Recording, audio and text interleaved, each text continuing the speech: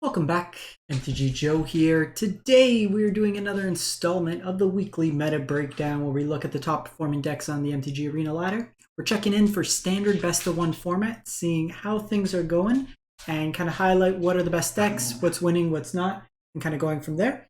My dog says hello to you, YouTube, as well, if you heard her in the background.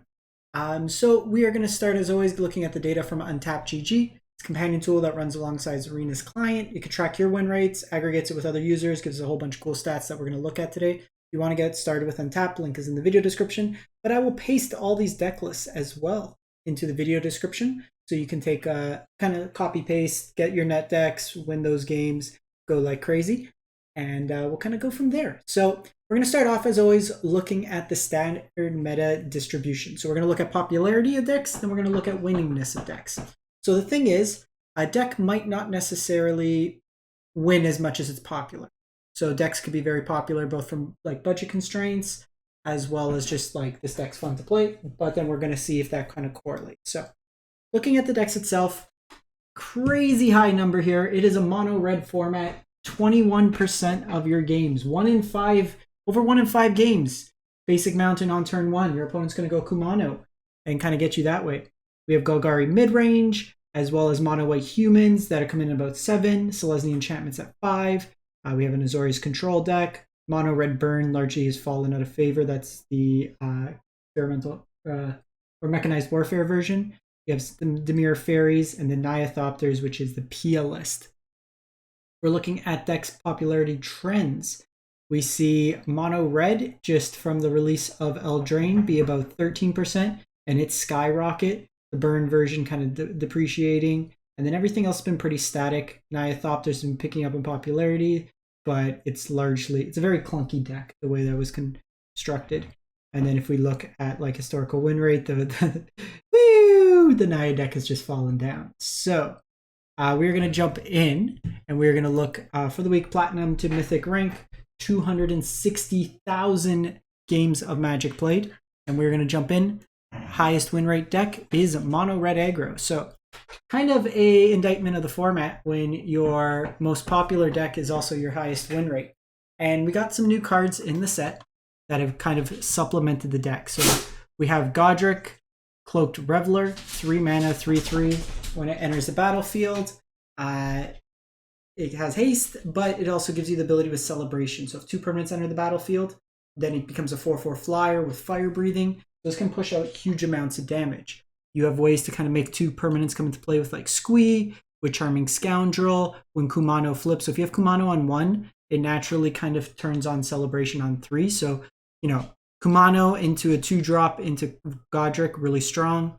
The Monstrous Rage, while being a crazy combat trick, it also puts a permanent into play with the Monster Roll token. So this allows you to sneak in Godric damage as well, kind of go from there. Outside of the deck, you still have your Swift Spears, Phoenix Chicks, like your burn package. Charming Scoundrel helps kind of fix your draws, ramps you, or gives you a Wicked Roll, +1/1. And when the aura goes into the graveyard, your opponent loses a life. And then we have 2 Witchstalker Frenzies. This can be as little as 1 mana for an instant that deals 5 damage. Deals with Adeline, deals with Shieldred, all those goodies kind of in there. Moving on, we have mono white humans, so 63%. So this is the 3rd most popular deck, 2nd highest win rate. And this deck has been pretty much unchanged since the last set. So we're not going to dive too deep into it, but it is the human tribal deck, playing things like Coppercoat Vanguard, Anointed Peacekeeper, Adeline, you have Intrepid Adversaries of Lord, and the Knight Errant of Eos for card advantage, kind of your Thalia advantage. This deck usually plays a little bit better into mono red.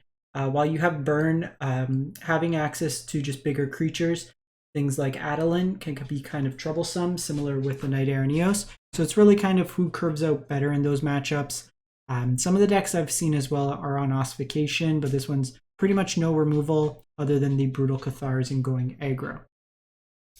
We then go to Rakdos Sacrifice, 63.6. So just fractions below. And we got a bunch of new cards here. So we have the Onicult Anvil sub-theme with the artifacts. So you have Bloodtithe Harvester as well as the Voldaren Epiture, which make artifact tokens. that can be sacked to it. You have Ginger Brute, that's an artifact. Hopeless Nightmare could come in, force discard from your opponent's hand.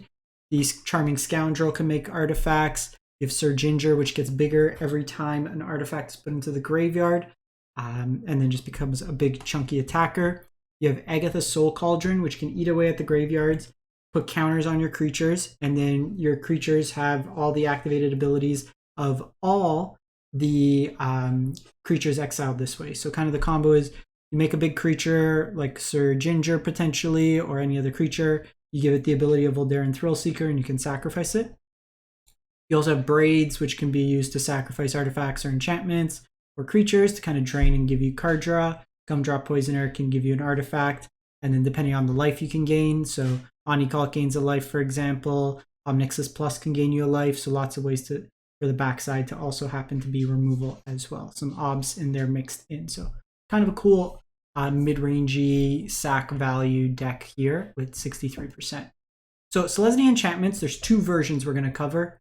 There's 62% and they're identical win rates.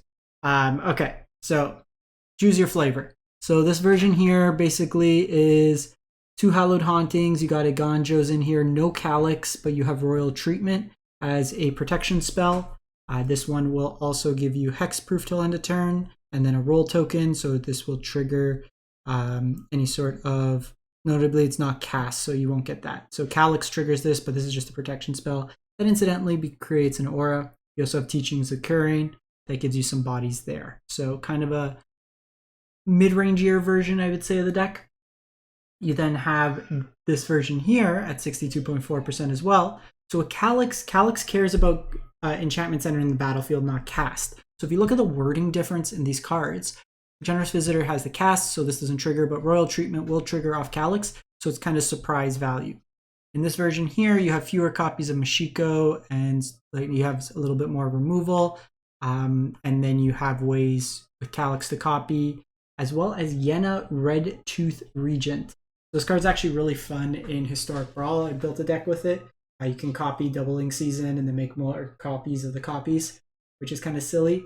But you get to choose an enchantment you control for 2 mana and then create a token copy of it, except it's legendary. It isn't legendary. And then if it's an aura, you get to untap Yenna and then kind of do it again, as well as a Scry. So you can make a copy of Calyx and it'd be non-legendary. You can make a copy of like Hallowed Haunting. Your auras in the sense of Audacity. I think that's the only aura. Ossification is an aura as well. So you can kind of get that value there. So another interesting version of the deck here. Both same win rates, so kind of go with whatever version you prefer. We then go to Gruul Aggro, 330 games played, 60% win rate, so modified version. So I think the big card that's kind of helping this deck out is the Ruby Daring Tracker. So 2 mana haste accelerant that helps you go from 2 mana to 4 mana to get out your Halana and Alana earlier, or your Thundering Raiju, getting those kind of snowballing in effect. You have Royal Treatment for protection as well, and then you have just your modified sub-themes, so things like Yavimaya Iconoclast that can get kicked and comes in with haste. Beast Caller gets bigger, so less on the fling package, just more like chunky Gruul beaters. Miglos has a whole bunch of useful abilities, blows up incidental artifacts or enchantments, good if you run into a Selesnya deck, kind of mixed into all that. Another deck, really budget friendly, we're not going to go too deep into it, but 59% win rate, mono blue tempo, no new cards it looks like in this particular version, but you have Haughty Djinn. I've seen some versions try out the whale, the bounce, and then you get the flash whale. Could be another consideration for this deck. But basically counter everything, draw some cards, play Haughty Djinn, and then smack.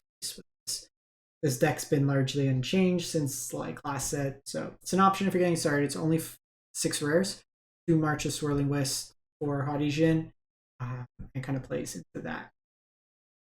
We then have Azorius Control, and it is at 58.9%. So this version here is on Candy Trail. So comes in early, sets up your scry, and then can, for 2 mana, gains you 3 life and draws a card. So insulates your life total and effectively replaces itself. So a lot of utility with this card to kind of help bridge to the mid to late game.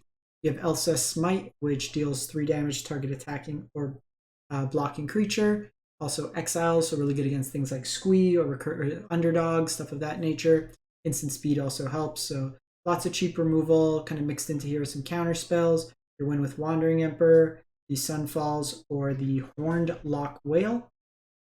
Be used early as a combat trick. If they attack in, you bounce it to the top or bottom of their library based on their choice, and then you get a flash 6/6. Also 3 Myrex as additional win conditions in the side.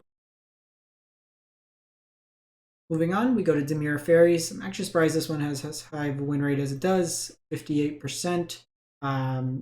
So kind of a mix. You have some fairies in like Pitchlock Prankster, which is new, kind of mills you at instant speed, finds you fairies, instants or sorceries. Vigilance is probably relevant in this, just to kind of go offense defense, lets you poke some damage.